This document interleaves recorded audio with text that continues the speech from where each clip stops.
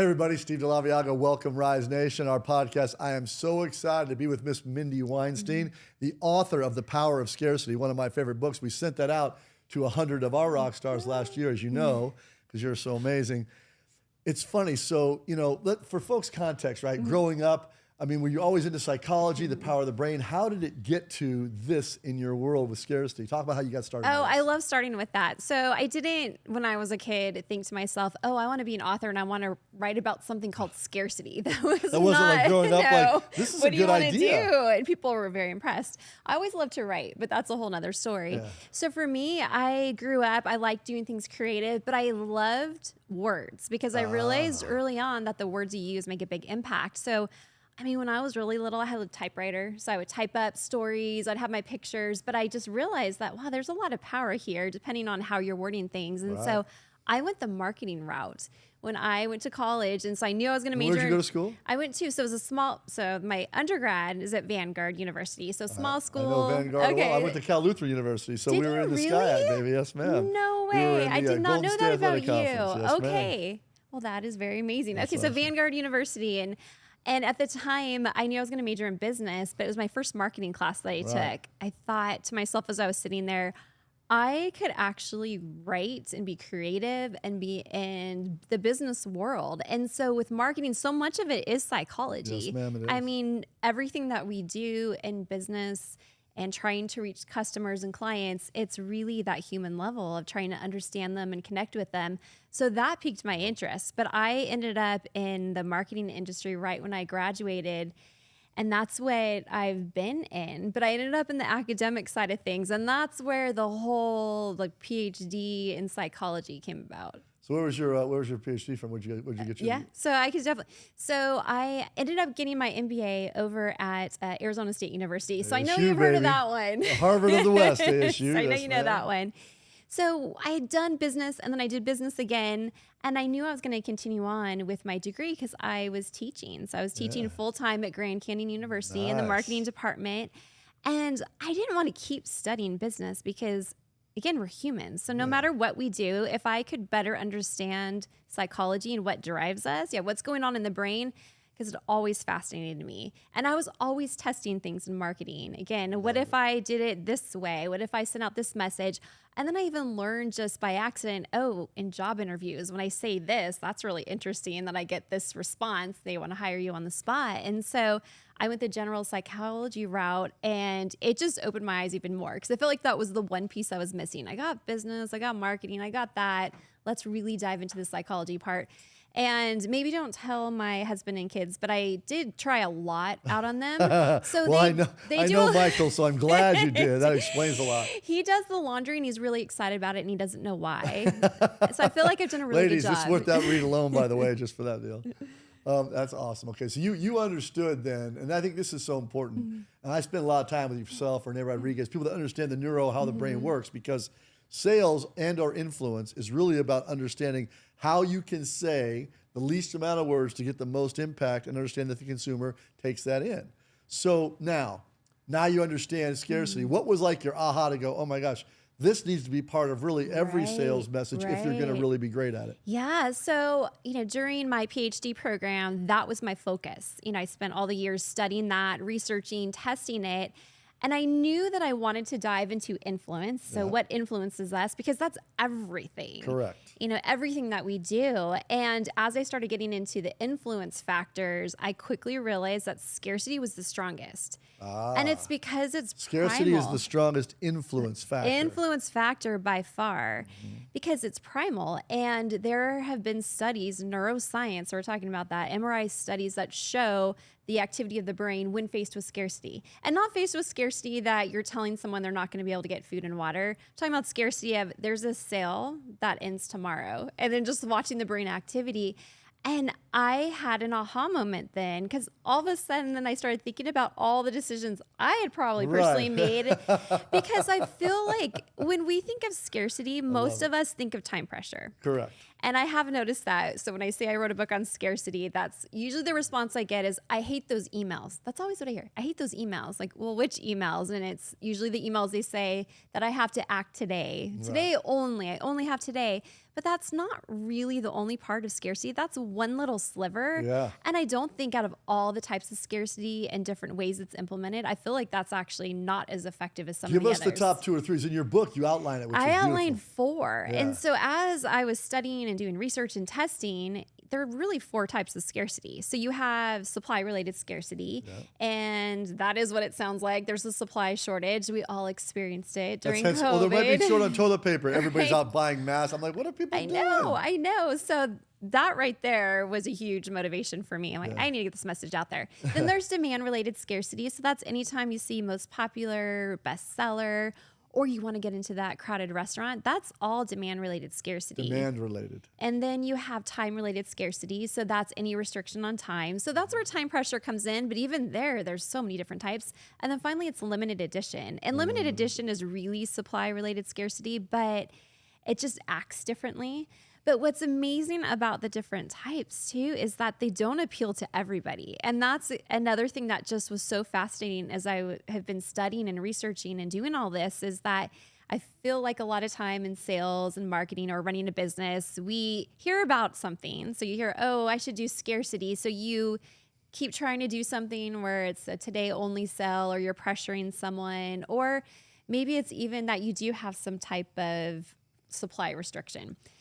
Well, the problem is that's not going to appeal to every customer. So that's why it doesn't always work. And it's just one of those things that we think we understand, but I will tell you, most people don't. Reading your book, it was so funny how many times I see it now in every single way I'm engaged. My watch sales lady, who I love, I absolutely love her, right? She'll send something, but she's a first edition. She knows time is, I don't care about time. You give me some, you got to call me today, this thing goes away, I don't care. She says, hey, I have the Omega with the leather band. There was only 13 of them. Okay, I've got 2 left. I thought of you. Would you like to come in and look at it? No rush. I'll hold it for up to a week if you'd like to. And immediately I was like, oh, Well, yep. yeah. Well, let me look at my calendar. Yep, I'll see you next course. Tuesday. Like, because that limited edition is only 13 is out there. I want to have.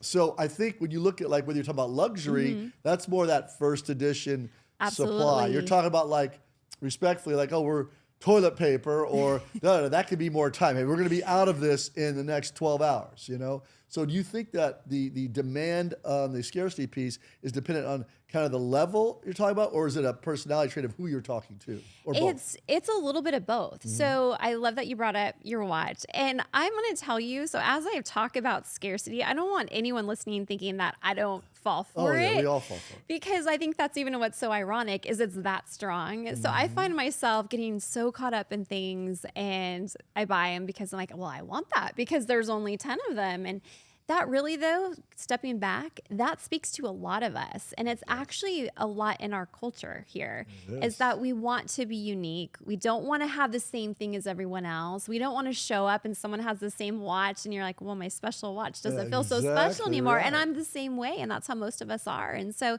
anytime that there's that wanting to be unique or showing self-expression of this is who I am, well, that is very much supply-related scarcity and also limited edition, because it's not something that everyone's going to have. Exactly. And so that really draws those people. And going back to our culture, social media, you really show self-expression with that, but it doesn't always have to be luxury. So sometimes you see goofy things that are limited edition. 100%. So if you didn't know this, look at NFTs. Look at what people have done with NFTs. Like, they're basically a fictional thing, but there's only 30 of them. Right. My son would be like, I got the NBA drop pack today, Dad, of cards. I go, what's it? He goes, I don't know, but they only did 20 of them. And I got one. I was like, what's in it? Like, I don't get it, right? And he's explaining to me, that's just it. You don't know what's in it.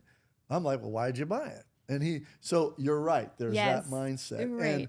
And if you can wrap that around everything that you're doing, knowing your 4 pillars kind of as your draws, you're going to appeal to way more people in a way faster level more often. Is that the mindset around scarcity? Absolutely, absolutely. And I was going to give you a goofier example, Right. actually. I was going to talk about Kit Kat. Kit Oh, Kat God. bars, they came out with the churro edition. So there's things like that where people will buy it and they want to showcase it. But NFTs, I mean, that absolutely worked because of scarcity, because it's something rare and it's something that people could say, I have this. And you're a 100%. collector, so many collectors. But going back to what you just asked about the different types of scarcity is you can, in your real estate business, implement each one just depending on the market conditions, depending on what type of clientele you're trying to reach out to. And even when you have someone who maybe is even on the fence on whether they're going to work with you or not, I mean, that's where you could really invoke supply related scarcity, showing that you are exclusive, that you only work with so many clients at a time because you're not going to say it this way, but because you're that good. But that's how they perceive it. So if you say, I only work with 5 clients at a time and, let's just talk and see if this is a right fit for each other. That's huge. You've taught me this at Rise. We do this. Every lead source we work with, we tell them we have to be able to have a finite number. So once that's sold out, it's sold out. So we want to make sure we can say we sold out a market. Your point about only 5 people, or only in this area of town, I'm only going to be assisting 3 partners to look for investor property or whatever. Remember, there's a finite. And I think other thing people make a mistake of, they take for granted that, well, everybody kind of does that. No, everybody doesn't. No. They don't, do they? They don't do it right. There you go. They do it a little bit of the cheesy way of, it just doesn't come off the right way. But that's the thing too, I want to make a huge point about is That's where that your psychology comes in. Yes, is that scarcity has to be authentic. And really it does exist. So it's not something you're making up. No one has more than 24 hours in a day. We all do. Right. I mean, all of us. And so for us to give valuable time, so valuable is a huge part of scarcity, to a client, to a partner, well, you're going to be selective. And what happens when you do communicate it that way, just how you described too, is that that person now wants to work with you and they want to feel special. And even in my business, I've done some marketing consulting and I fell into that by accident even before my book because I had a potential client I really wanted to work with. I tried not to come off that I really, try to be all cool about it. But when we were talking, the COO said, well, I know you're really busy because I know you teach full time. I was teaching full time. And he said, and I know you already have clients. How are you going to be able to work with us? And I just honestly and naturally said, I only work with a small number of clients at a time. I don't take on just everybody, so I'm very selective on who I'll work with. And it was interesting because the entire meeting flipped, and all of a sudden that COO ended up spending the rest of the time trying to tell me why they would be a great client. And I still remember the things he said. We will be loyal. We'll stay with you a long time. You'll like our team. We'll follow your instructions. And I sat there for a moment like, what just happened? And then I realized, okay, it's because I showed my value, but it was very honest. My time's scarce too, just like all of us. This is important. If you're listening to this and you're thinking about nuggets, commit this to your memory. She said, I don't just give you time, I give you valuable time. And I select who I give that to. See, valuable and select in the same sentence imply scarcity and exclusivity. When you can work those into your discussion, that person immediately feels like, now I'm trying out for you a little bit, not the other way around. Right. So it'd be like ladies, my ladies always teach me this. They go, see, if I get asked on a date at 4 o'clock on a Friday, even if I've got nothing going, I'm never available and I'm not going, right? Because if I'm available all the time, that would seem too available, right? So there is this model in everything, in life, in personal, in business.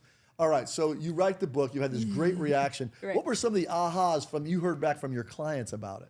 Oh, about, the book or just about the concepts? Both. Well, it's been really interesting because and I'm going to step back a minute. Yeah. So I had been studying scarcity on an academic level. And then when COVID hit, the way that our brains work, we all experience scarcity, all of us. We always knew scarcity exists. Well, that was... Right, but it was in our face. And so the way that our minds operate is we are constantly making predictions because there's so many different pieces of data that are coming through our brains. Right. And so our brain looks at past experiences. So when COVID hit, it changed the way we think, even if you don't realize it. Wow, so we're so very true. sensitive about scarcity, about not being able to get something that we want. And we've had that. We've had that experience. And so I'm going to go back to that. So when I was looking at it from the academic setting and then testing it and practicing it and doing all those things, and then COVID hit, and knowing that about the brain, I knew that scarcity was just going to become an even stronger influence factor, and it has. And so once I started working on the book, what was incredible is that I brought in a lot of different interviews from different companies from all over, all different, real estate, e-commerce. I interviewed the founder of 1-800-Flowers, and they own Harry and David. And I interviewed the former VP of global marketing for McDonald's. And I discovered through them that they had, of course, been applying scarcity in very creative ways. And they were getting outcomes that you don't read about in textbooks and that no one talks about. And I'm talking about things like McDonald's builds fun and excitement with scarcity, which is not something you think of, oh, something's hard to get. Oh, that's so fun. Yeah. But they do that all the time. Just think about the McRib sandwich or their Shamrock Shakes, or they had an adult Happy Meal that came out. It's always a limited time how they do it. Yeah, but it creates that excitement. You never know when something's going to happen. And then for 1-800-Flowers, they built community and really, actually, I should say, strengthened customer relationships. Because when I was talking to Jim McCann, that's the founder, he said that you go to our website, people are overwhelmed. And if you've ever been to 1-800-Flowers.com, I've used 1-800-Flowers.com, believe me. Yeah, there's a lot. It's tomorrow anniversary. Oh, shit, I better get this. Yes, so I got it. And that may have been an example he gave me, something like that. Yeah, he said, so what we try to do is we try to help our customers and with that relationship. So we'll mark that this is the most popular or the best seller. But that's scarcity right there, because you're highlighting something as high demand. So there now you have customer relationships. And then finally is community. And that's something that was really fascinating to me. So when something like talking about your watch, well, I imagine when you see other people who are into watches. First thing I look at with guys. Yeah, and it does start to create a little community of people who are fans of the same thing, or you build community because you're excited about something that's coming up. You're on a wait list. I tease John Keller about this all the time. Every time I see John, first thing he says is, "What's on your wrist?" I'm like, "What are you wearing?" It's like that thing. You're exactly right. It creates a community, almost unspoken. Some like a Rise Nation branded ecosystem we talk about a lot. Others like because you have an affinity. Like with ladies, I'll see you guys talk about shoes sometimes. Oh my gosh, if I have that pair. Right. It creates that sense of community. So going back, so all of that was really amazing. So I was learning things and having aha moments as I was talking to different people in different industries, because I'm like, this is just huge. So in terms of when the book came out, though, and being able to help clients and consult people, I have had one company that I think of, their leads doubled. I mean, they were already doing really well, but their leads doubled, and it was implementing scarcity. Another company there had an increase of 40% in just their closed sales. So we're seeing things like this. And I use it personally as well, and I'll just be, but again, it's all genuine. And that's a huge thing. Yeah, I know I already said genuine, it has to but be I'm going authentic. to say it again. If you say that you are in high demand, but then people just see you posting on social about you went to this vacation and you're sitting around doing this, well, it doesn't look like you're in that high demand. So you got to really think about it. It has to line up. It's not authentic. It does. And we know that. We can all think of experiences with brands where they said that something was sold out and then it turns out it wasn't sold out, or it was restricted. I mean, we see it all the time. And clients are smart. So you want to make sure it's genuine. But again, all scarcity does exist. And so it's just a matter of how are you wording things. It's the value. And that's the thing too with value. I mean, I can geek out on this all day long. Just as you can tell, you're really excited about scarcity. But the way the brain works, and we've seen this through MRI scans, which you can't really argue with what's happening in the brain. No, not with science. Follow the science. But when faced with scarcity, the part of the brain that really does calculate valuation, so value of something, starts to light up right away, which basically means you see something that's harder to get. Someone who's you immediately think it's better. You immediately think you should have value. So it equals value. It's why we want to go into the popular restaurants. And so you can position yourself in real estate that way because you are valuable. There's something you're bringing to the table that makes you special. You only have so many people you're going to be working with. You can, even when you are trying to be respectful of your time in meetings, there's certain ways to communicate things that it's respectful to your clients, and it shows them that they're also valuable because you've chosen them. You got to get the book. The Power of Scarcity. It will. She's made a couple of great points here, which we learned from your book. How you say it does matter. You can't just say scarce. Can't just say limited. There's a how to how you do that makes sense. Mindy, if people want to connect with you, want to get more involved, want to hear more about it, if you're in sales or any kind of revenue-based business, I can tell you what it's done for us. It's helped us grow our business 40% since I got involved with her. So how do they get involved with you?